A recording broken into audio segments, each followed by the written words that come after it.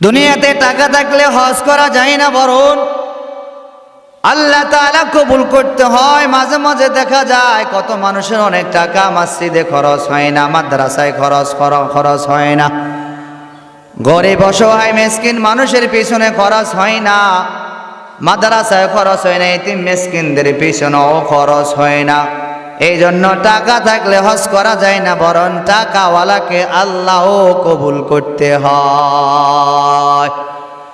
একজন মানুষ অসহায় ড্রাইভার, রিক্সা ড্রাইভিং করে। ওই রিক্সা ড্রাইভিং হঠাৎ করে আল্লাহ তাআলার দরবারে বহু আগ থেকে প্ল্যান প্রোগ্রাম করলো, আল্লাহ আমি বাইতুল্লাহ জিয়ারত করতে চাই। আল্লাহর বান্দা নিয়ত করে প্রতিদিন যে টাকা সঞ্চয় করে ওখান থেকে কিছু টাকা জমায়ে রাখে।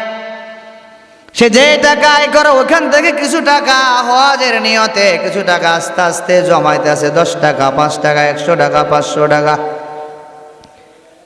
আল্লাহর এই বান্দা যখন নাকি একদিন বাড়ি থেকে রওনা হলো রিক্সা নিয়ে ব্যয় আয়ের জন্য, হঠাৎ করে দেখেন একজন বড় একজন কারখানার মালিক ফজরের পরে বাড়ি থেকে রওনা হলো ড্রাইভিং।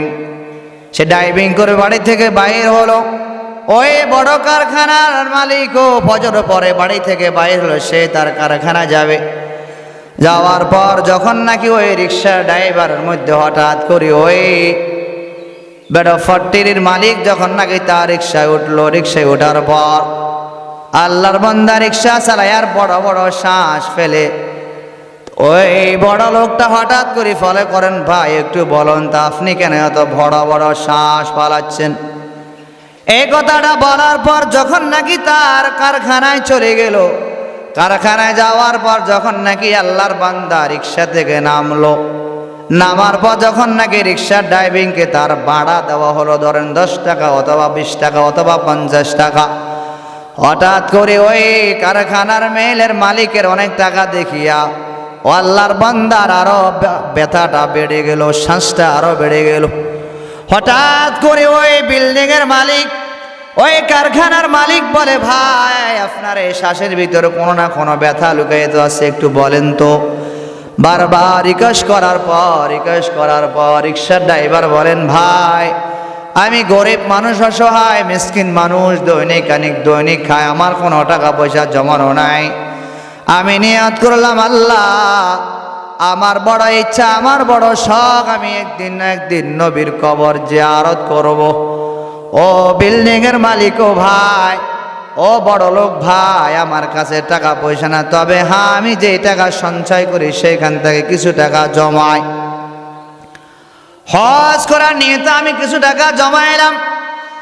এই কথাটা বলার পর ওই কারখানার মালিক বললেন, আচ্ছা অসুবিধা নাই, যাও, আমার একটা ভিজিটিং কার্ড দিয়ে দিলাম, যখন তোমার মন চাই ফ্রি হয়ে আমার অফিসে আসবা, তোমার সাথে পার্সোনালি কথা বলবো। এই কথাটা বলার পর রিক্সা ড্রাইভার তার গন্তব্যস্থানে চলে গেলেন। ওই কারখানার মালিক তার অফিসে চলে গেল, সে তার কাজে ব্যস্ত, ড্রাইভার তার ড্রাইভিং নিয়ে ব্যস্ত। হঠাৎ করে দেখেন, ধরেন শাওয়াল মাস, জিলকদ মাস, জিলহজ মাস, এই 3 মাস হলো হজের মাস। আল্লাহ তাআলা বলেন, তো আল্লাহ তাআলা বলেন আল আশহুরুম মালুমাত, এই 3 মাস হলো। আল্লাহ পাক রব্বুল আলামিন বলেন হজের সুনির্দিষ্ট কয়েকটি মাস আছে। 1 নাম্বার হলো শাওয়াল মাস, 2 নম্বরে জিলকদ মাস, 3 নম্বরে জিলহজ মাস। এই 3 মাস হলো হজের মাস। যখন নাকি সময়টা একবারে কাছে আসলো, হঠাৎ করে ওই ড্রাইভিংওয়ালা ব্যক্তিটা ওই কোম্পানির ব্যক্তির ভিজিটিং কার্ডটা হাতে নিয়ে একদিন কল করলো, স্যার আপনি কেমন আছেন? এই কথাটা বলার পর হঠাৎ করে বললেন, কে?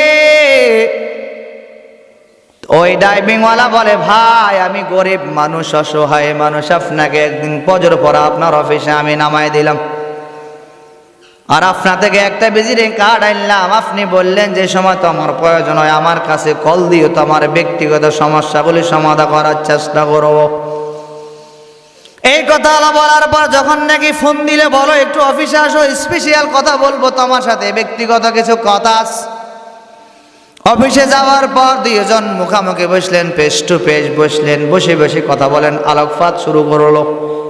একটু বলো তো তোমার সমস্যা কি?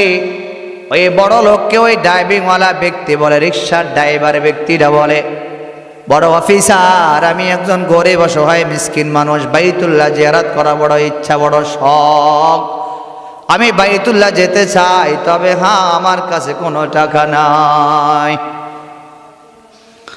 এই কথাটা যখন নাকি বললো, তো অফিসের মালিক বলল, অসুবিধা নাই, তোমার কত টাকার প্রয়োজন? এবার রিক্সার ড্রাইভিং বলে, আমি তেমন একটা জানি না, তবে হ্যাঁ হজ করতে বর্তমানে প্রায় 7 হইতে 8 লক্ষ টাকা প্রায় লাগে। আল্লাহ পাকের কি মহিমা, আল্লাহ পাকের কি দয়া। ওই কারখানার মালিক বললেন, যাও তোমার যত টাকা লাগে আমি দেব, তুমি হজ করতে যাও। সুবহানাল্লাহ। এই কথা বলার মানে হলো টাকাওয়ালা বাবা, ওই টাকাওয়ালা ভাই, টাকা থাকলেও তো হজ করা যায় না, টাকা থাকলেও তো সব কাজে খরচ হয় না। কত মানুষের টাকা থাকা সত্ত্বেও মসজিদ মাদ্রাসায় ভালো কাজে এতিম অসহায় মিসকিনদের পিছনে খরচ হয় না। এজন্য আমি বলি, ওই টাকাওয়ালা, তোমার টাকার কপাল কত ভালো, যে টাকা মিসকিন অসহায় গরিব মানুষের পেছনে খরচ হয়, মসজিদ মাদ্রাসার পেছনে খরচ হয়, অসহায় মিসকিন মানুষের পেছনে খরচ হয়, ওই টাকাওয়ালার ব্যক্তির কপাল বড় ভালো। আল্লাহ যদি চায় তো অনেক গরিব অসহায় মিসকিন মানুষকেও হজ করাইতে পারেন। আর মালিক যদি কবুল না করে, অনেক টাকাওয়ালা হজ উপযুক্ত হয়েছে অনেক আগে, সে হজ করে না। সাবধান, হজ না করে যদি দুনিয়ার থেকে মারা যাও, মাথায় রেখে ইহুদি হইয়া মারা যাও অথবা নাসার হইয়া মারা যাও, নবী বলে আমার কোনো দায়িত্ব, আমার কোনো কর্তব্য নাই। কত বড় দুমকির কথা। এজন্য আল্লাহ যদি চায় সব হতে পারে। কুলিল্লাহুম্মা মালিকাল মুলকি তুতিল মুলকা মান তাশা ওয়া তুইজ্জু মান তাশা ওয়া তুযিল্লু মান তাশা বিয়াদিকাল খায়র ইন্নাকা আলা কুল্লি শাইইন কাদির। আল্লাহ তাআলা জানায়া দেন, ইজ্জতের মালিক আমি আল্লাহ, ইজ্জতের মালিক আমি আল্লাহ, দিনের মালিক আমি আল্লাহ, রাত্রের মালিক আমি আল্লাহ। দিনের ভিতরে রাত্রেকে আমি আল্লাহ প্রবেশ করাই, আর রাত্রের ভিতরে দিনকে আবার আমি আল্লাহ প্রবেশ করাই। একই ঘরের সন্তান, একই ফাতিলের খানা খায় সন্তান, যুবক হয় আব্বা বৃদ্ধ হয়।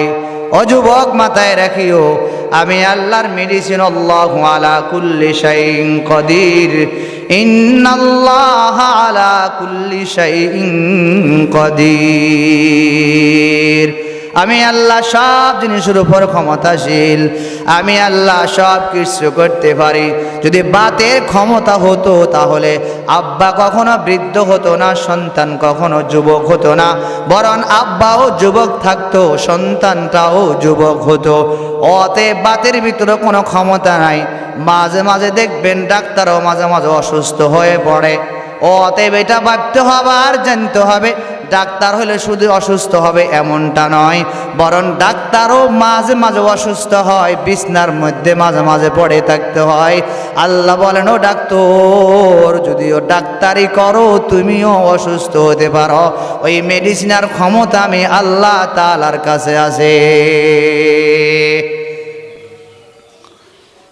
এই জন্য নিজের প্রতি, নিজের আমলের প্রতি অত্যন্ত ক্ষমতাশীল, নিজেকে গুরুত্ব দেওয়া দরকার, এগুলো একটু ফলো করা দরকার। কারণ আমল আমি করলে আমার ফায়দা, আমি কাজ করলে আমাকে বেতন দেওয়া হবে, আমি আমল করলে আমার আখিরাত সুখ শান্তি হবে। এজন্য আমি যত ভালো কাজগুলি করব তত আমার আখিরাতের জন্য তত সহায়ক হবে। আমি দুনিয়াতে যত ভালো ভালো কাজগুলি করব, তো আখিরাতের নামক যে জগৎ আছে ওই জগতে আমার জন্য সুখ শান্তির ব্যবস্থা হবে। আমি দুনিয়াতে যত রকমের ভালো কাজের প্রতি অগ্রসর হব, উৎসাহিত হব, ভালো কাজগুলি আরো বেশি বেশি করব, আখিরাত নামক যে জগৎ আছে ওইখানে আমার জন্য সুখ আর শান্তির ব্যবস্থাও আল্লাহ তাআলা রাখছে। এজন্য বাবা, নিজের আমল আরো অত্যন্ত বাড়ানোর চেষ্টা করব।